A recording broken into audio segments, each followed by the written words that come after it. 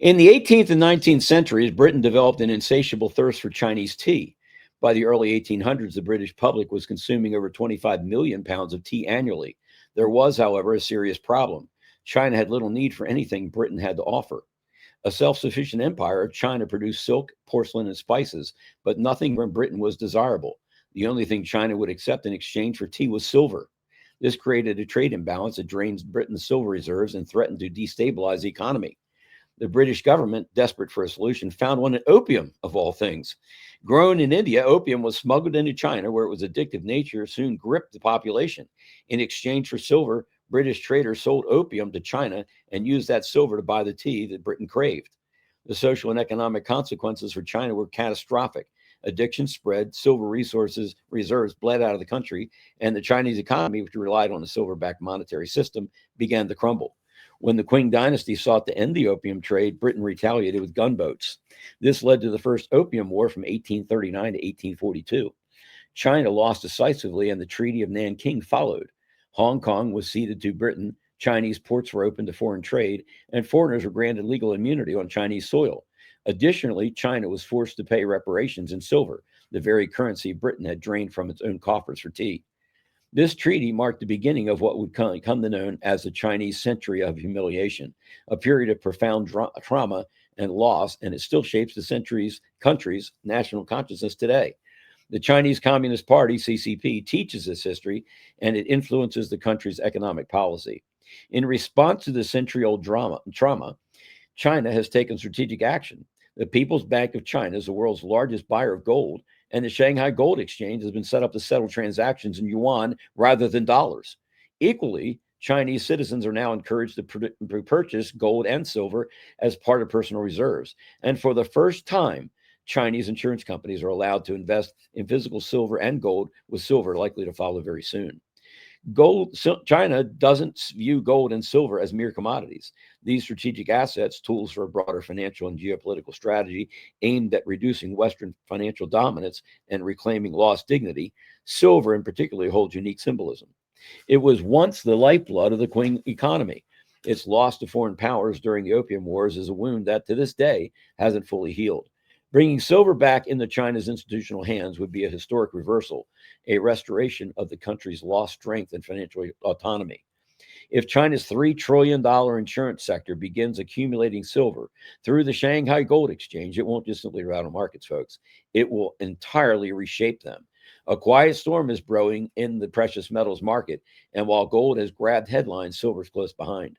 The CCP-backed pilot program now allows 10 of China's largest insurance companies to buy physical gold, but this is only the beginning. Behind closed doors, discussions about silver are gaining momentum. If silver is given the same green light, the shift in global demand could be explosive, with ripple effects for investors, manufacturers, and entire sectors of the U.S. economy. Let's be clear. Silver isn't just a shiny asset that retail investors turn to during periods of economic uncertainty. It's a strategic resource with real industrial utility.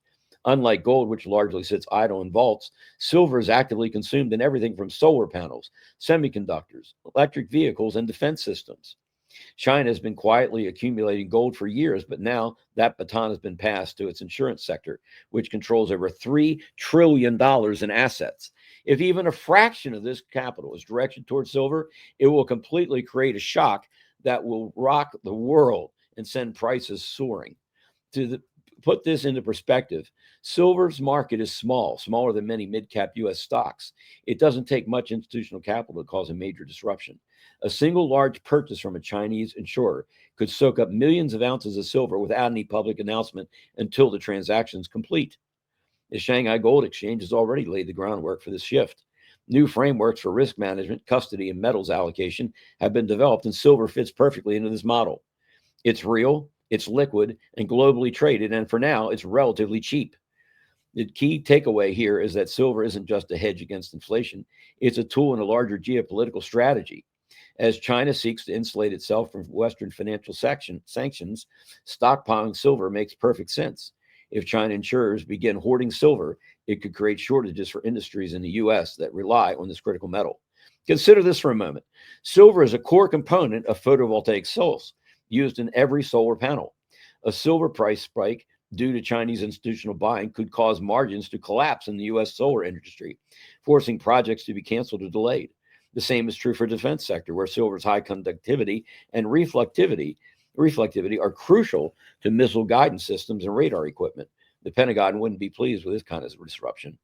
And for the electric vehicle sector, which requires more silver than traditional internal combustion vehicles, a Chinese-driven silver buying spree could choke off supplies, delaying production for companies like Tesla, Ford, and GM. But this isn't just about portfolio diversification or inflation hedging. This is a strategic move, part of a larger game. China has seen how the West has weaponized financial tools like the SWIFT system, the Society for Worldwide Interbank Financial Telecommunications, and the freezing of foreign assets and foreign reserves. Now, China is pursuing a strategy of devaluation, and hard assets like silver are the key to resisting Western financial pressure.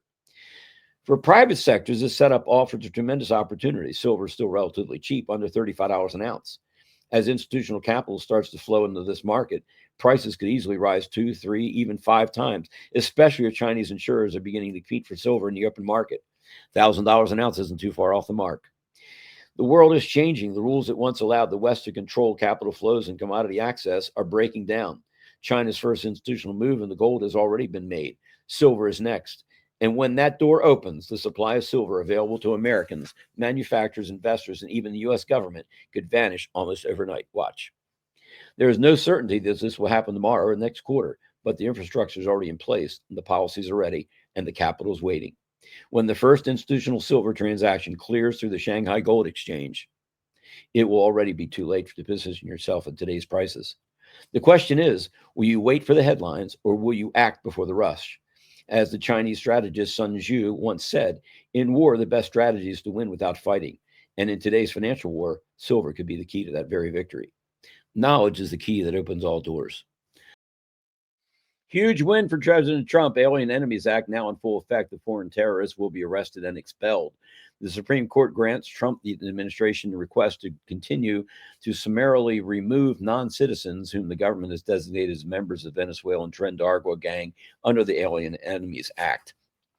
Supreme Court has upheld the rule of law in our nation by allowing a president, whoever that may be, to be able to secure our borders and protect our families and our country itself. A great day for justice in America.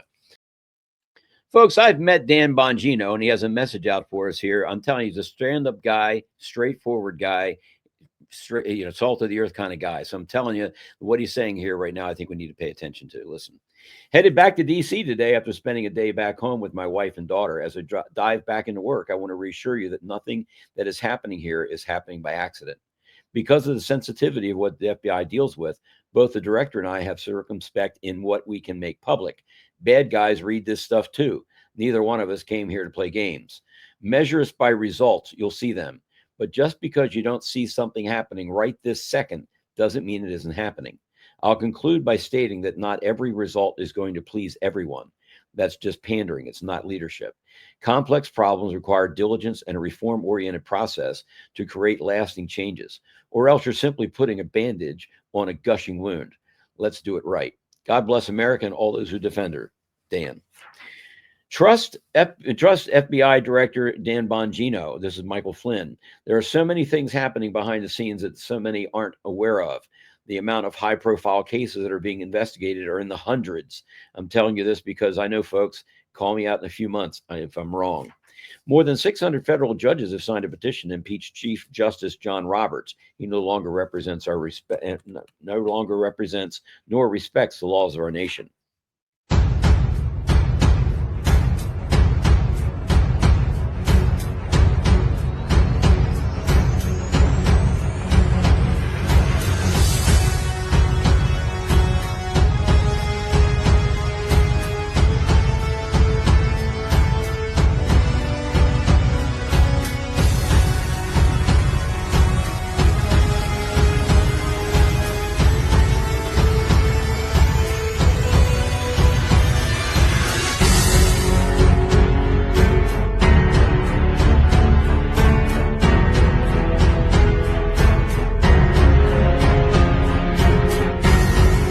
For years, the Western world only had one option to replace the post-World War II system, the World Economic Forum's Great Reset system of global governance and managed decline. Is that Keynesian or is that Austrian monetary economics? I think it's Keynesian.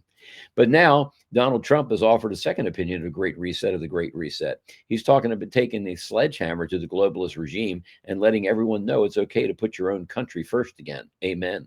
What we're feeling right now is a shock to the system. Decades worth of globalist mechanisms are grinding to a halt and starting to move in reverse. This is why Trump said this is an economic revolution and we will win, and we'll win big. Hang tough. Tough times never last, folks. Tough people do. It's been 48 hours since Liberation Day, and the phones at the White House won't stop ringing. Vietnam called today. They tariff our product at a rate of 90%. You can't even find an American-made product in Vietnam unless it's an old landmine. Nam says they're ready to drop their tariffs from 90 to 0. 58,000 Americans died there. We should be able to sell them Chevys. Argentina wants to go down to 0% too. Their president, he's the guy that gave Elon the chainsaw. He says friends will be friends. India's cutting a trade agreement in the coming days. That's over 1 billion customers our companies will get access to. South Korea is going all out to get a good deal, and South Korea knows a thing or two about tariffs. You can't get into that market, and they're an Asian powerhouse. The Europeans are coming to the table. They're willing to drop their automobile tariffs from 10% to 2.5%, and they're promising to buy American energy and weaponry. Japan's tried everything. They've said President Trump will buy more natural gas, more armaments. They said SoftBank's investing $500 billion in America, and Trump said no. Keep going. What else? 47 means business. And the last one to negotiate loses. China, in a big huff, retaliated and jacked up tariffs on us.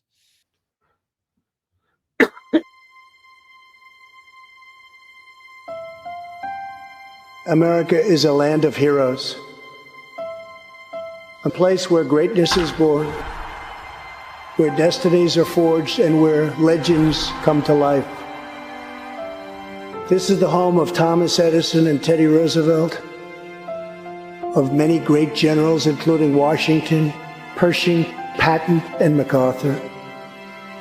This is the home of Abraham Lincoln, Frederick Douglass, Amelia Earhart, Harriet Tubman, the Wright brothers, Neil Armstrong, and so many more. This is the country where children learn names like Wyatt Earp, Davy Crockett, and Annie Oakley. This is the place where the Pilgrims landed at Plymouth and where Texas patriots made their last stand at the Alamo. The American nation was carved out of the vast frontier by the toughest, strongest, fiercest, and most determined men and women ever to walk on the face of the earth. Our ancestors braved the unknown, tamed the wilderness, settled the Wild West, lifted millions from poverty, disease, and hunger, vanquished tyranny and fascism, ushered the world to new heights of science and medicine, laid down the railroads, dug out the canals, raised up the skyscrapers. Our ancestors built the most exceptional republic ever to exist in all of human history, and we are making it greater than ever before. This is our glorious and magnificent inheritance. We are Americans. We are pioneers. We are the pathfinders. We settled the new world. We built the modern world, and we change history forever by embracing the eternal truth that everyone is made equal by the hand of Almighty God. America is the place where anything can happen. America is the place where anyone can rise. And here, on this land, on this soil, on this continent, the most incredible dreams come true. This nation is our canvas, and this country is our masterpiece. We look at tomorrow and see unlimited frontiers just waiting to be explored. Our brightest discoveries are not yet known. Our most thrilling stories are not yet told. Our grandest journeys are not yet made. The American age, the American epic, the American adventure has only just begun. Our spirit is still young. The sun is still rising. God's grace is still shining. And my fellow Americans, the best is yet to come.